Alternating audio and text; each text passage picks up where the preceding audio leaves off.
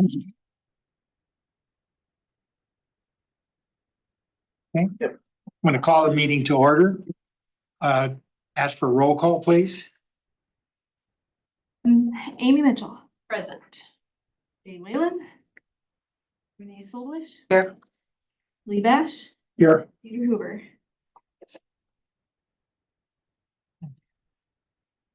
Ask for a motion for the approval of the agenda, please. I make a motion to approve the agenda. Thank you. Second. Thank you. All in favor, say aye. Aye. A motion for approval of the minutes. I will move to approve the minutes of January 8th. Thank you. I second. Can all those in favor say aye? Aye. Aye. And that brings us to new business. We're going to start by considering the variance request from Emily Nash at South P Street to permit a covered deck that would not meet the front yard setback. Thank you. The applicant and owner in this case is Emily Nash. The address for the property is 116 South P Street. It's currently a single family residence on a standard 65 by 125 lot. It's on the east side of South P Street, just north of Highway 92. It's zoned R2 and the comprehensive plan has this area as low density residential. It's surrounded by R2 to the north, and then to the south is R1, and then to the east are the fairgrounds. It's kind of a general vicinity of where we are. The property outlined in blue with the nice purple square in there. The square indicates the location of the proposed covered porch. She's asking for a variance from section 16505, which states that the front decks, stoops, and porches uncovered can go 6 feet into the required front yard setback. If they're covered, they're not. So that she's just looking to add a roof covering. It's not going to, the whole thing's not going to be enclosed. It's just going to be a roof. So the variance will be for about 1 foot 8 inches. The whole deck is about 7 feet into the yard. So pretty minimal here. The existing porch is 10 by 6 and 60 square feet. Again, we're just looking for 1 foot 8 inches here. Here is the part of the code that dictates that front stoops, decks, and porches may encroach up to 6 feet in the required front yard setback. The porch will be about, or the roof will be about 7 feet 8 inches into the front yard.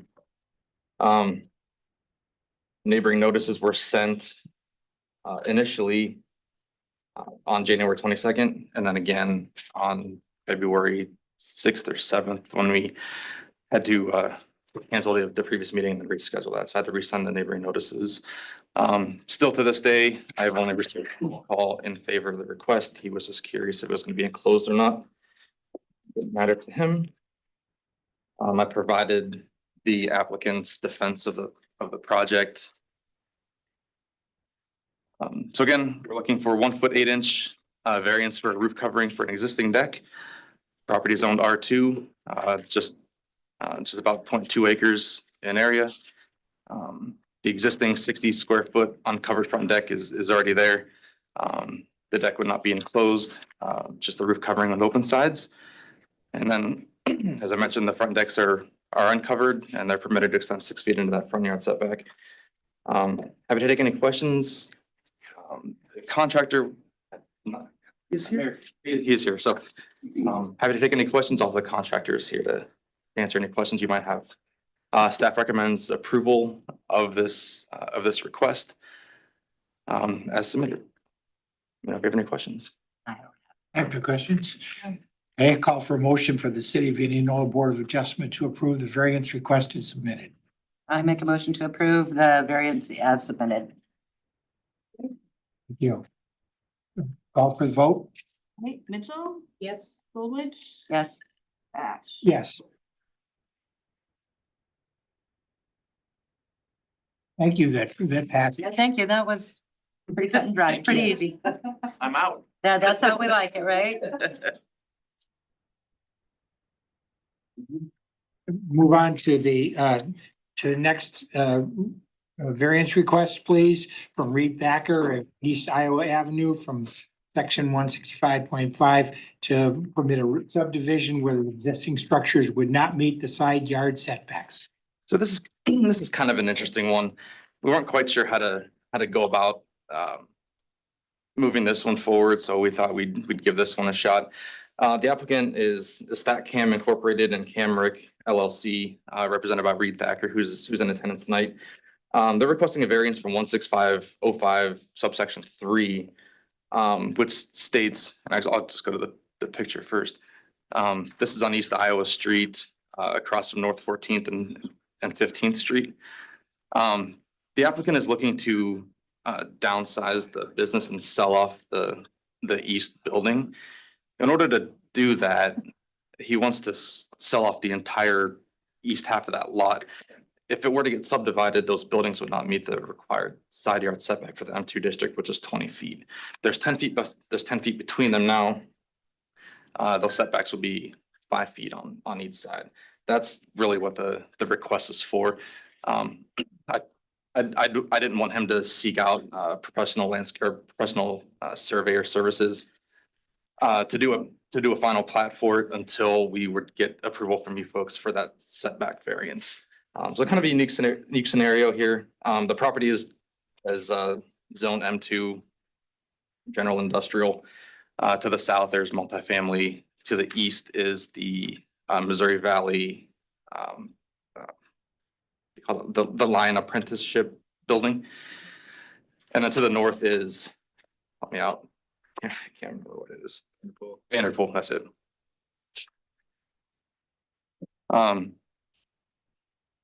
So I went over all that already. So if approved, then the applicant would then be able to seek out professional services to subdivide that lot, which would go for be heard at a planning commission meeting and city council. There's other aspects to it that would need to be figured out, access. Go back here for a second. So there's only one access there, or really there's two accesses. They're both on the west side of the lot.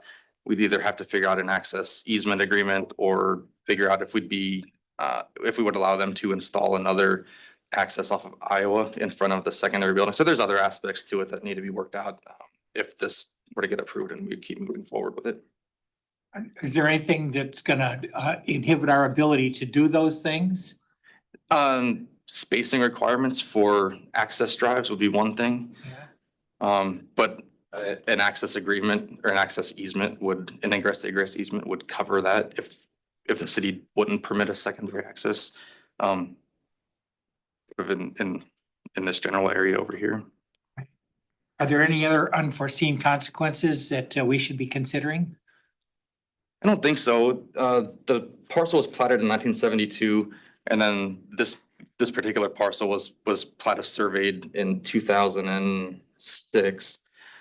And it was, you know, it was parceled off of the Vanderpool property. Are there any firewalls or anything that are triggered because they're under separate ownership now?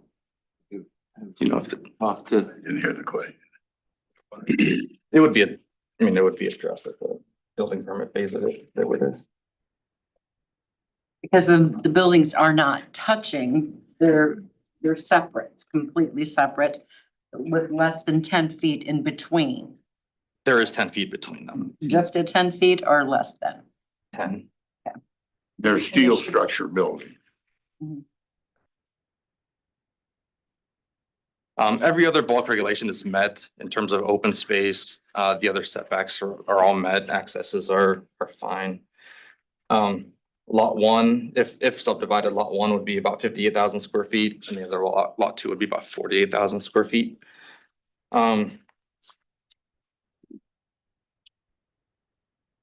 Here's the bulk regulations that state that side yard setback of 20 feet. So we're really 30 feet short.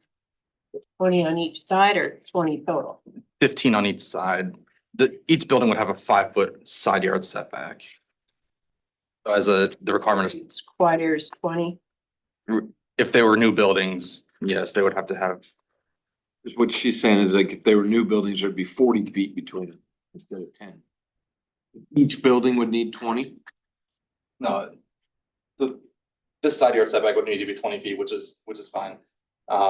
As it sits now, it meets that side yard setback, which is fine.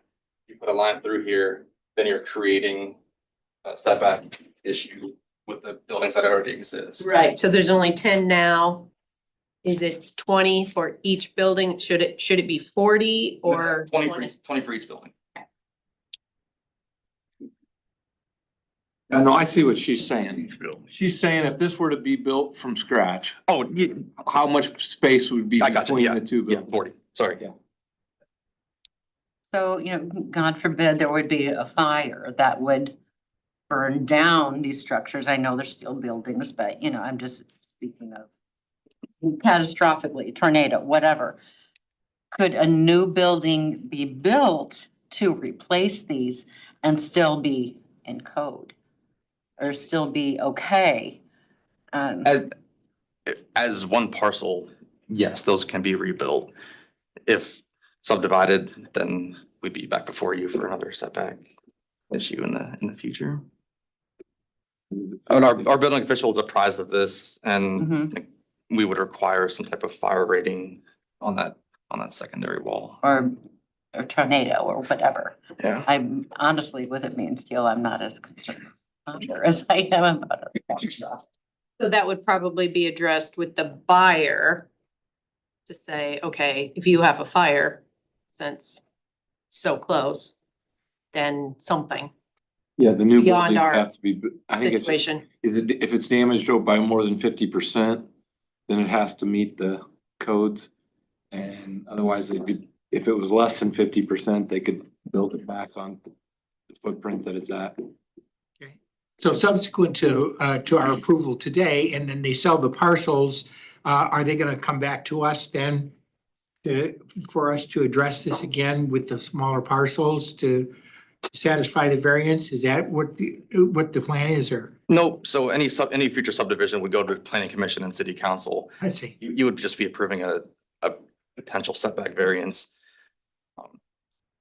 to allow for the subdivision to move forward. Okay. If you decide not to approve it, then the project is kind of at a standstill. Now we're kind of back to square one with figuring out how he can downsize legally within the ordinance. That's a good point. So if they approve the variance, would we just allow a minor lot split or would you run it through a full? Final plat. You would, okay. I did send out neighboring notices twice again. I never received any correspondence for or against the request. But it's kind of a unique situation. Yeah. Thought we give it to your consideration first. That's kind of an image of what they would propose to do, how those lines would divvy up. And you said potentially there could be another driveway coming in for the other building that the city would need to. So SUDAS has spacing requirements between access drives. The city also has spacing requirements. Right. So that's why we would need to work with the Public Works Department to see if it's something we would relax on. It's not something that would likely come before you again. Either that or once the parcel sells, or as a condition of that sale would be an ingress egress access easement for the entire parcel so that the future owners of the east building can access it through Reed's lot. So- And with this being East Iowa, I know there's a lot of morning and afternoon traffic because it's on the way to middle school and, you know, when you get down to 15th and all that. With there being two buildings there and potentially a new driveway, are we gonna run into a traffic situation where we're? I don't know, yeah. I'm gonna Does let make that up sense? to the next group. Okay, perfect, perfect. I mean, Okay, that, yeah, Right? And Right, that I makes guess sense. that's That kind of makes what I'm thinking about with the potential buyer. It's up to them if they're okay. good call. Yeah, and I don't know if there's I any was just potential. curious, yeah, because I'm going, okay, I know that street is just crazy in the mornings and afternoons when it's school time. It's like, okay, I don't know if he has any potential clients in waiting for this, but yeah, that's kind of oh, that's perfectly fine. We'll let where the we're other at people figure today. that out. Looking for your consideration on that. And property is zoned M2 and it's 2.5 acres in area. They're requesting 2 15-foot side yard setback variances in anticipation of a future subdivision. Subdividing the lot would create that nonconformity. And the approval of this variance would remedy that nonconformity. Both lots would still meet the requirements for all other setbacks and open space. And then again, the approval would allow the applicant to split off and downsize as he wishes. Staff recommends approval of the variance request as submitted. Do you take any questions? Also, the applicant is in attendance. Any other questions? Got all mine answered. Me too, thanks, that's good. Then I would seek a movement to approve the Board of Adjustment approving the variance request is submitted. I will make a motion to approve the variance as submitted. Second, And I will make a second. thank you. Call the vote? Alright, Mitchell, Yes. Coolidge, Yes. Ash, Yes. Thank you. That is approved. Moving on. Wonderful. Thank you very much. Appreciate it. Thank You're you. welcome. Take your time. Good luck. That was really Enjoying interesting. downsizing and some free time. Okay, we'll see what happens there. All right, thank you. Great, you're welcome. We'll now consider the variance request from Ryan Gross at 515 North I Street from section 165.5. Permit construction of a new dwelling that would not meet the front or rear yard setback. Thank you. The applicant in this case is Ryan Gross. He is seeking a variance from 16505 subsection 2, which states that the front yard setback shall be 30 feet and the rear yard setback shall be 30 feet, or I'm sorry, 35 feet. The applicant is wishing to tear down the existing structure and then rebuild a brand new house. This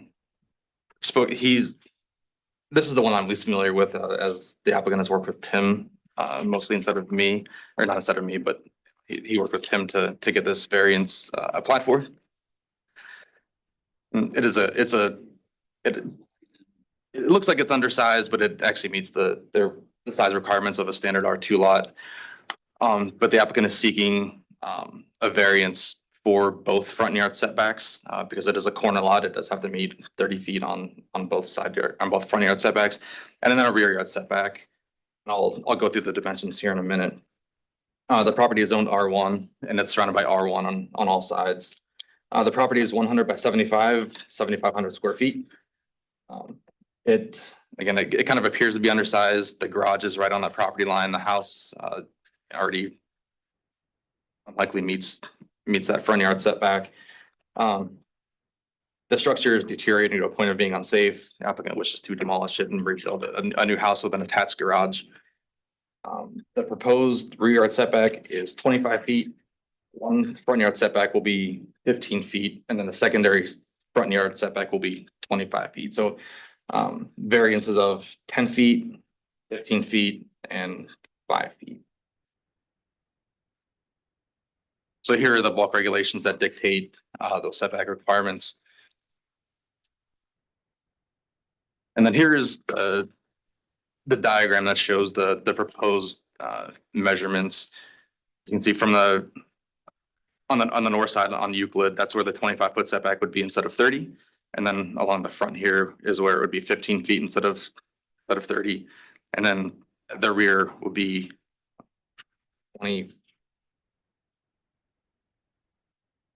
25 feet instead of 35 feet. The attached garage would be on the south side of the property. Nothing else really changes. It'd be a nice modern looking home. I've included those diagrams for you in the packet. Notice was mailed out a couple of times. Again, I received one call from our former planning and zoning guy, Chuck Bergen, who on behalf of one of the neighbors was curious about the project as a whole. No issues one way or another, was just curious about the notification that she'd gotten in the mail. Other than that, I've not had any correspondence for or against the request. So again, property is owned R1, single family dwelling unit is a permitted use in that district. He's just looking for a couple of setbacks to be able to build a nice safe house for himself. You know, we worked with him on this. We don't have any issues in the community development department. So staff does recommend approval of this variance as well. Happy to take any questions. Also, the applicant is in attendance tonight. Well, I'm familiar with the home, just FYI, several years ago or a few years ago, I was showing it as it was on the market, and it does need considerable help. I understand why they want to do that. And I just wanted to let you guys know that It makes a lot of it makes sense. a lot of sense. Yeah, sure. It really does. So Certainly. that's just my opinion, but just wanted to let you know what my thoughts were. Mr. Chair, I had just a couple. First, my name's Wade and I'm like the new Charlie, but I'm also the new Ben. And I owe Bill an apology because like I should have like had these comments internally with him, but because we were in other meetings, I am like taking a look at this for the first time, but like Bill, I'm also like a classically trained city planner. And so one of the things that I would, had I had the opportunity to give Bill feedback, typically like your front yard setbacks are when you're trying to protect open space. They're maybe given a little bit more priority historically than the rear. But the other dimension that I would be concerned about is a lot of times what happens in houses is not only are there cars stored in the garage, which is on the southern end there, but the driveway will also be used as storage for cars. And when you look at a typical parking spot, usually they're like 9 by 20. And my concern is if like, oh gosh, I don't know if typically the lot line is like starts 1 foot on the inside of the sidewalk, and I don't know if that's the case here, but you'd normally want about 20 feet between the sidewalk and the garage so that people could park cars there without blocking the sidewalk. And without ever having gone out there and knowing what the topography of the lot is like, I don't know how difficult it would be to slide the structure to the west. But at least when I look at this, my concern is there adequate storage for vehicles in the driveway portion? So what would it take? So if the structure was moved to the west 5 feet, then we'd be looking at 20 feet in the backyard on the west side and 20 in the front, Yes. giving that extra 5 in the front. May I comment? This is my variance Before we proposal. introduce yourself, please. I'm sorry, I'm Ryan Gross Okay. and I'm applying for this. Yes. And I've worked with Tim on this a lot, and the way this lot sits, it's an older lot. So the sidewalks sit further back on the property, and there is a lot more city space in the grass on the north and east side where you see the fire hydrant. So the setback, the 15 feet actually doesn't start till the sidewalk. You see it in the picture. So there is adequate space to park even a truck, and you would be fully in the driveway. This property also, as pictured, would have a 40-foot deep garage, 24 feet wide. I have company trucks I bring home a lot, so having an adequate sized garage to get 2 full-size vehicles plus a smaller vehicle is a priority. I understand your concern, but that's why the garage is the way it is, because it has to be attached on this small of a property. And the way the front slopes away, you wouldn't want to push the property any further north. And west, you'll see that there's a garage that sits on the property line that is non-conforming, that's my neighbor's. And we would want that extra space there as a fire barrier. I have met with Phil Steggers, one of the contractors in town, who weighed in on pushing it in other directions would be less ideal for the build site and for an adequate sized property. As a realtor, anything other than 40 feet east to west and buildable really limits floor plans and things that make sense, especially in this price point. This home, there were a lot of surprises when I bought it that I thought it was going to be more remodel, redo. Over the last 3 years, it's became clear that There's no path forward other than a complete redo. And I'm trying to make it economical and absorb a lot of loss that came from misinformation that was conveyed. So that's where I'm requesting this, because this is 3 years of trying to find every other patch. And if you've seen the property, you know, Showed it many times. 1890, it's had Band-Aids and poor additions. And so I do request if you have any other questions, please. Well, that's very helpful. Thank you. Thank Any you. other questions? Thank you, Ryan. Amy?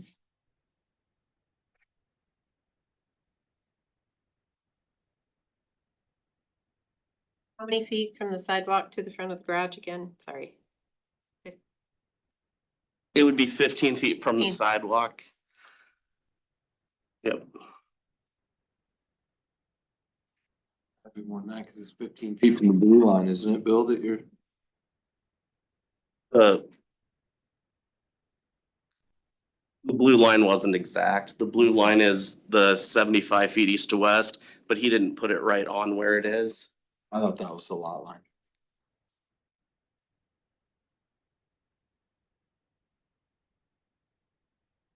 I think we have a thorough explanation. If there aren't any other questions. No other questions? for me? Okay, then, do you have the listing of our options here? Yep. Yes, thank you. Yep, staff recommends approval as submitted. Okay, so, call for, a motion to approve the variance request as submitted. I'll make a motion to approve the variance at 4515 North I Street as written. I will second that. Thank you. Let's call the vote, please. Mitchell? Yes. Lawrence? Yes. Bash? Yes. Thank you very much. Thank you, Ryan. Ryan. Good luck with all that. Yes, Thank you. it's a tough case, but under the circumstances, you've done a lot of research and we appreciate all the information you provided for us. Thank you.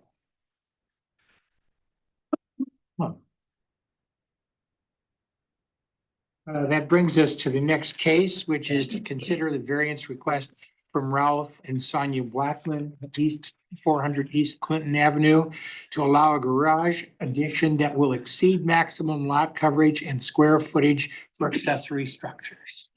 Thank you. The applicant and owner in this case is Ralph and Sonia Blackman at 400 East Clinton Avenue. They're seeking a request, a variance from 16504, which states that detached accessory structures shall not exceed a total of 1,800 square feet total, or 10% of the total lot area. The biggest problem with this one is that their detached accessory structures already exceed both of those amounts. So they're looking to add on another garage addition, which would further exceed the maximum allowable that's by code. The property is zoned R2. It's R2 on all four sides. It's almost at the intersection of Clinton Avenue and Jefferson Way. The property is about 26,245 square feet in area. Has a single family home on it with 2 detached accessory structures. They're looking to add an addition to the front of the one that's on the east property line there. The smaller garage is about 1,150 square feet. The larger garage is just over 2,000 square feet for a total of 3,200 square feet already. And then they're looking to add 480 square feet to the front of that second detached accessory structure. Currently, the accessory structures occupy 12.2% of the lot, and then this increase would take that up to just about 15%. Again, 10% is the max Right. allowable by the code. According to Beacon, garages have been built or added to in 89, 93, 2009, and 2012. I sent notices to neighbors within 200 feet twice. I got one phone call. He didn't really express interest one way or another. He just curious about the project. The applicant has expressed interest in utilizing this extra space for extra storage for vehicles and winter snow plows and things of that nature. I would invite them to come up and defend this application, as this is the one tonight that I've recommended to file on. So here are the points to consider. They're looking to build a 480 square foot addition to the front. They already exceed that 1,800 square feet and a 10% lot coverage, so. And this is why we recommend denial of the request, and happy to take any questions. Also, if they'd like to come up and answer any questions that the board might have. Yeah, that would encourage somebody to come up to speak to this if they can. So this is obviously an extenuating circumstance, and our recommendation already from you is for us to consider not approving this. So we'd like to hear what you have to say, please. If you come to our house, Pardon me, can you Oh. introduce yourself first? I'm Ralph Blackman. I live at 400 East Clinton here in Indianola. Yes. And if you come to our house and look, if we walk to the north edge of that property, we don't live in a neighborhood with houses. We've got Albert's Towing is north of us. Warren County Oil has a big storage tank north of us. There's the police building and the fire building building clear across the back of our property. We have a double wide lot. We have Ace Hardware's parking lot. We have Albert's parking lot. From that, we get lots of foot traffic through our lot traveling south. They think it's a highway, I guess.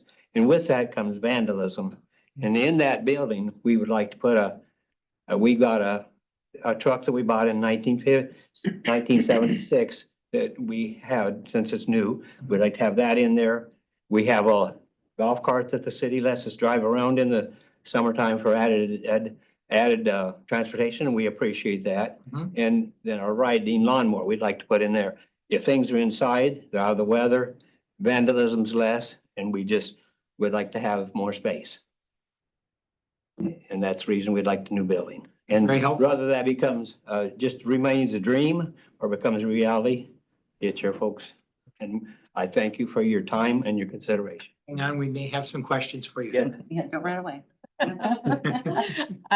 Will the addition match the current Exact. building? Exact, It'll all just, look the same. you won't even be able to tell the My difference? son has pictures of our looking in from the street, if you want pictures. Right. So like this language won't appear in the zoning ordinance, but like, the reason cities limit Thank you. the size of accessory buildings is the intent of the code is we want our residential neighborhoods to stay and look residential in character. And when you start to have overpoweringly large accessory buildings, it starts to look less residential in character. So the one thing that the applicant did say that I think if you're looking for a way to approve is all the commentary he had on the surrounding land uses that may already not be as residential in character, Right. but Looking at those but for that, pictures. I totally agree with the staff's recommendation. I don't know if we can zoom out and look at the surrounding land uses better, but that would be, there you go. That would be the justification is that the addition would not be altering the residential character because of the surrounding land uses. Our lot goes from the front, it makes it's like a hill. So when you're driving by on the street, you don't even hardly see Makes sense. a lot of that because it's over the hill towards the back of the building or back of the lot. And like that shows there. We lost connection. Oh.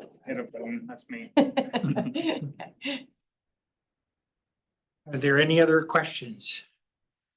I don't have any. If you need. This has been very helpful. Thank you very much. Thank you very much for your time. Certainly. So I would agree that, I appreciate the purpose is to keep the residential, looking residential. This property and surrounding is far from, Looking residential. That's right. right. And so I think because it's double lot and because of the surrounding buildings and things like that, It raises the question, is it actually going to interfere with residential feel with the extension that they're talking about here? And I'm not sure that it will, this is a double-sized lot, really close to the commercial area. The reason why I recommended denial is because of it already exceeds those maximum requirements. And the board wishes to have staff recommendations that's a as red part of the flag. reports. Right. You guys vote how you want. Start with that before how you- anything else, so I Yeah. appreciate that. There's not a fault in your part at all. You've really helping us, but this explanation puts things in perspective. I'm not gonna lose sleep if you vote to approve it. Oh, good. We didn't want you to lose any sleep, Bill. Well, and yes, I know, the fact that it's already, over, grandfathered in and so forth, but it's really only going from 12.2% of the total lot to 14.03%. And when you're looking Total for lot. total open space, if they were building a new house on this parcel, the house plus the detached accessory structures, the open space requirements of 20% are still being met. It's the accessory structure Exactly. coverage that is Right. not. So again, I don't care if you approve it. Okay. Good. Are we So, ready? I Happy to think- take any other questions that you might have, Need otherwise. to call the question here. So, I seek a motion for approval of this request. I move to approve the variance as stated. I second. Thank you. Call the vote, please. Mitchell? Cohen? Yes. Bash? Yes. Cool. And wait, thank you for your input about this. It helps us as well. Yeah, and I promise, I know I'm speaking out of, all of these comments should have went to Bill prior to the meeting, and I really. It's okay. It's all right, We're pretty easy going Yeah, I know about you things got, like I that. can see that, and, Jason back there can tell you, we were tied up for a good part of the afternoon. so Sure, It's certainly. not my fault. Okay, so congratulations. We've approved Yes. that for you. Good job. And good luck. And Thank you very much. they'll apply for a building permit and we'll make sure everything is compliant. And Right, of course, of course. And that brings us to our final case to consider the special use permit from Emerald Bay for temporary concrete batch plant in the PUD district. This is another kind of a fun one. Emerald Bay LLC is seeking approval of a special use permit. The underlying zoning for Emerald Bay was C2, which is highway commercial. I'll skip right to this.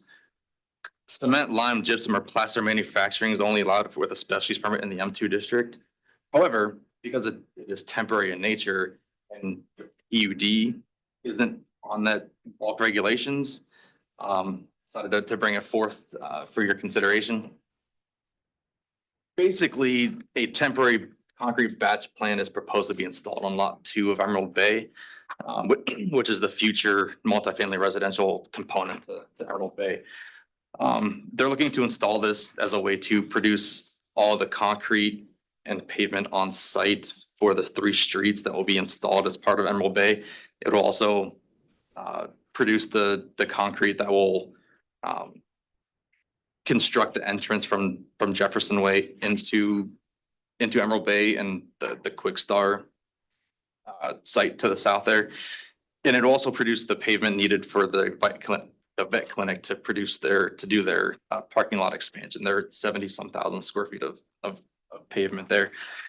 So all the pavement will be produced on site for this entire project and then removed once the project is complete. The plant will reduce truck trips into the city and save wear and tear on the existing infrastructure. I think somewhere in your packet they'd guesstimated how many trucks would be needed to bring concrete down from the metro. And then, if they have to get gas or go to lunch or anything like that, those cement trucks go deeper into the city. Sure. Allowing this temporary concrete batch plant at the very north end of site in a predominantly undeveloped and vacant area. Staff doesn't see any issues with allowing that for the duration of that project. And a cute diagram that I created at about 5:30 this afternoon. I'm gonna say I hadn't seen that one. So the batch plant will be on the east side of lot 2. It'll help the vet clinic, to do their parking lot expansion, which will help this entire area. It'll help, facilitate construction of this entrance from Jefferson Way. It will help to produce all the concrete needed for Trail Ridge Avenue, Buxton Street, and then Scenic Valley Avenue. And then when the project is over and all the repairs that need to be made, like. Okay. So that's what we're here for. It's a special use permit. It's not a variance. Jesse Rognus is in attendance, who's the developer of the project. If you guys have any questions for me or for him, we're happy to take them.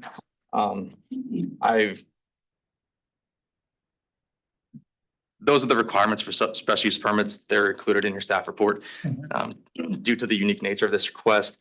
And again, it being very much undeveloped in the immediate vicinity, staff can find all the findings for approval of the special use permit. So happy to take any questions. We do recommend approval of it, and if Jesse wants to speak to it. Hi, I'm Jesse Rognus, 12509 Fulton Street, Indianola.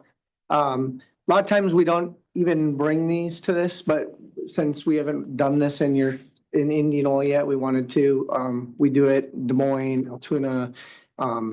If you notice when they're building the new Starbucks, they've got a little batch plant there. I don't know if they came to get an approval for that or they just did it. No, your guy just showed up one day with an application. Who'd you talk to? Yeah, Nobody. and so a lot of cities aren't even used to seeing this. We just and we've had enough eyes on the project that we just wanted to be preemptive and ask for this. Like he said, it helps us with production, saves on wear and tear of all the rest of the streets in the city. And so we're just wanted to be forthright with what we're trying to do here. And then when we're done, we'll pull it out and move on. I must say the statement about the traffic that it's gonna reduce is really compelling. So I appreciate that to help us to make a good informed It decision. helps us to be more productive on site. We're Sure. not having to wait on things come. We can produce on demand, so. Exactly. So out of did- curiosity, the silly thing probably has nothing to do with anything, but how long will it be before we see? They have a very Some quick, they have a very structures. quick schedule, so they close next week. And their tanks and stuff start showing up March 17th, I believe. Wow. They have like a 90-day build schedule, so it's very quick. Okay. Quick, no pun intended, but yeah. A funny anecdote to this too is I have to send out neighboring notices to people within 200 feet. I think I sent out 5 and 3 of them were to his companies. So, Yeah, we've worked on collecting some of these other lots up here and trying to clean up this mess to the north, so I'm sure some of those were ones that we received. Right. And then, not that it matters to you guys so much, but there's also a project coming here too that will be able to help feed with some of it while our plant's there too, so. Okay. I've not received any correspondence for or against the request. I Surprise. decided not to send in any complaints against myself here, so. Good. But thank you for your proactive approach to it as well. So if we are approving a temporary batch plant, do we have to worry about any kind of time? We put in there a time frame of, so, and every city is different. Some have like a certain amount of time and then it expires and you reapply. Like Altoona, I think is a year. I think we put in there a duration approximately 2 years.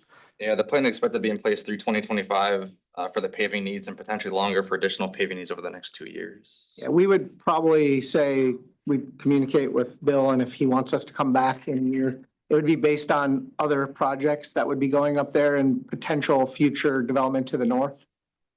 So, and maybe even we'd move it a little bit to get it closer out of the center, so. So that's what I'm wondering, I'm not sure what the lifespan of a special use permit is, but my guess it's for the life of the property, so it's temporary. While it's being constructed, Right. yeah, Yeah. 3 years, 4 years, whatever the case. The advantages aren't gonna change, I don't think. I mean, you know, and like I say, it's a compelling case in the first place. Unless some circumstances come about that we can't anticipate today, why, I think it makes sense for it to be for the term of the actions that you need to do. Yeah, and like I said, a lot of different companies just bring them in, use them, get their project done and leave, and we just, Sure. because it's a little longer duration, we thought, obviously we wanna, and we've never worked with you guys in this capacity, we wanted to make sure we moving forward. If the plant moves sites or if more projects come to light in the meantime where it's gonna extend its placement, then we'd probably bring it back before you, but I think we can just approve it for the scope of the Emerald Bay for the streets and the parking lot and then the Quick Start project. Revisit it if we need to at that point. Call for a motion. I make a motion that we accept the variance as written for Emerald Bay. I will second that. Call the vote, please. Mitchell, Yes. Colwood, Yes. Nash. Yes. Very good. Thank you, guys. Good job. Thank you very much. Nice meeting you guys. Look forward to working together. Okay. Sounds great. If you have anything, otherwise, touch base maybe Friday. We put you on, last on the agenda. I see that. I have a Friday meeting, so hopefully I'll have stuff back in your hands. Sounds great, man. Thanks. I don't have anything else to add, but I would like to thank Amy for her service to the Board of Adjustment, as she notified me earlier that she was not gonna renew her term in June, so. Amy. Here till June 30. So just want to thank her for her time and we'll start searching for a replacement. Giving someone else the opportunity. You mean we didn't have a lot of fun or what? It was, Sometimes more than others. it was nice to serve, in this capacity, sides, but right. also being on the Yep. board with you. So Yes. thank you for your, I'll have to say the 5 years have flown by. I know. thanks for your You've been time. here for and 5 years? Maybe 5 years as of end of June. How long have I been here? About 23 or so. I know, right? I don't know. It's on the website. How Oh, long I you've think been here? I've been here 9 years, 10 years. 10, Are 11. you in your second term? It's on the website? I think cause I still lived out on Y Street when I began, or H Street.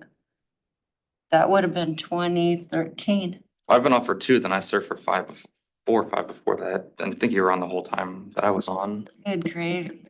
So it's Wow. at the end of your second term at least. Yeah, You guys are old friends. Yep.